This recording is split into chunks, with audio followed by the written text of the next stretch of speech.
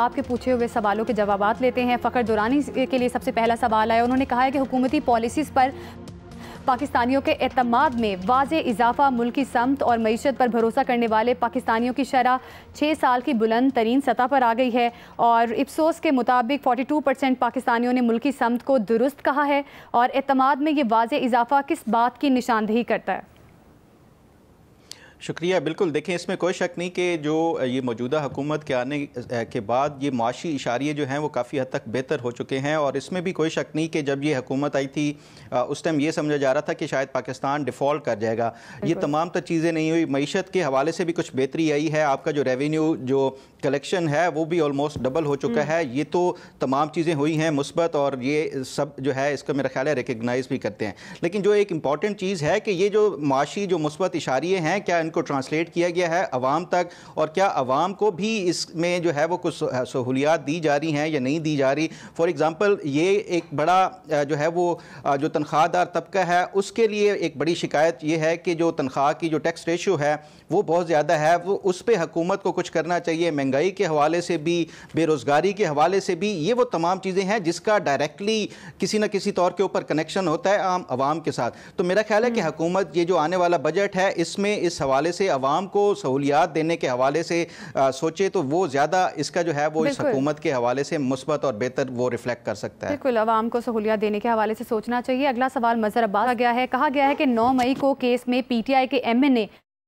अब्दुल लतीफ़ और साबिक MPA समेत 11 मुल्जिमान को सज़ा सुना दी गई है। 9 मई केस में इन सज़ाओं के बाद PTI पर बतौर पार्टी क्या असर होगा?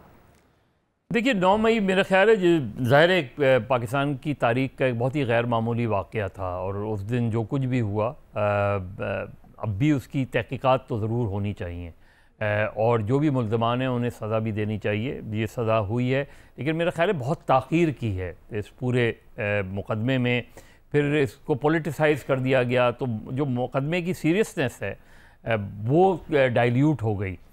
तो इस वक्त जो तहरीक इंसाफ ज़ाहिर एक नई तहरीक चलाने जा रही है, जिस तरह बातें आ रही हैं, इमरान खान साहब खुद उस तहरीक को लीड करेंगे, कैसे करेंगे ये भी बड़ा सवालिया निशान है। PTI बिल्कुल एक तरीके से डिवाइडेड हाउस नज़र आता है PTI।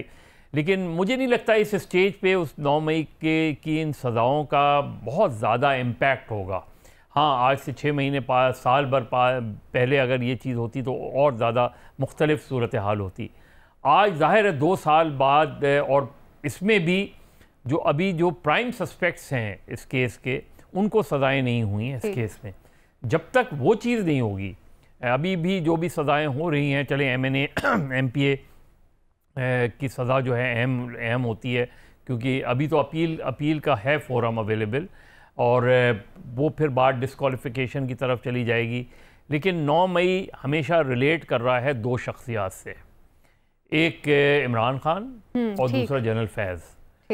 9 मई जब तक उनके केसेस का फैसला नहीं होगा तो 9 मई का जो इम्पैक्ट है उस तरीके से वो नहीं आएगा अभी तक। बिल्कुल, अब बेशुमार लोग हैं, वो सज़ाएँ होती रहेंगी, अभी ये चीज़ें होती रहेंगी, क्योंकि ऑलरेडी वो काफ़ी सज़ा काट चुके हैं, जेल में रह चुके हैं।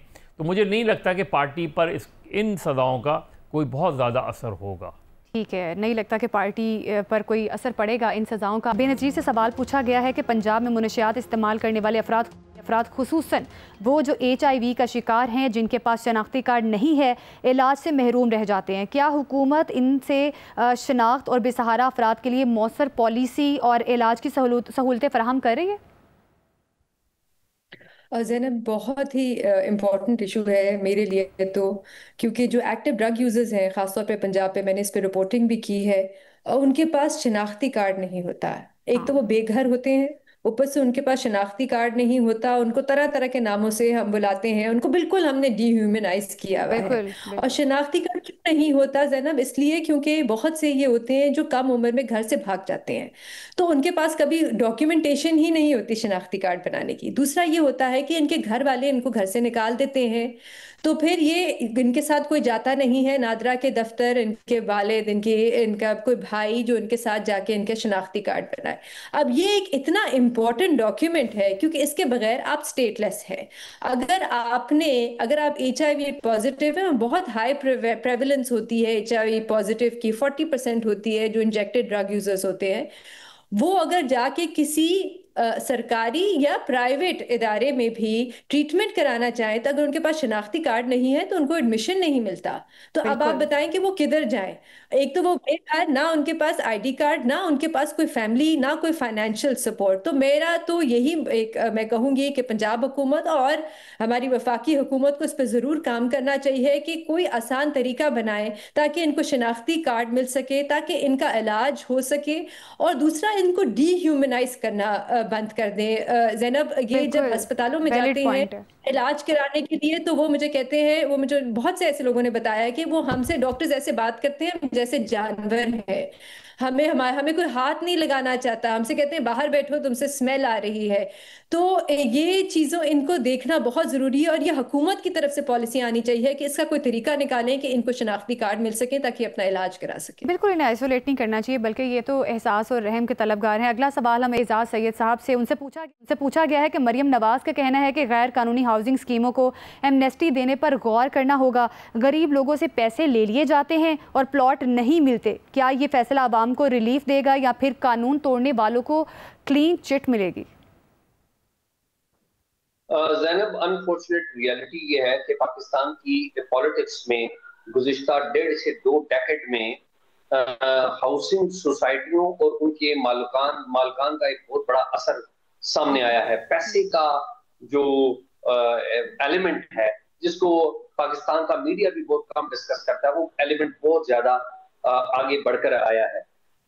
मरियम नवाज साहिबा नो डाउट के हमें बहुत मेहनत करती हुई दिखाई दे रही हैं।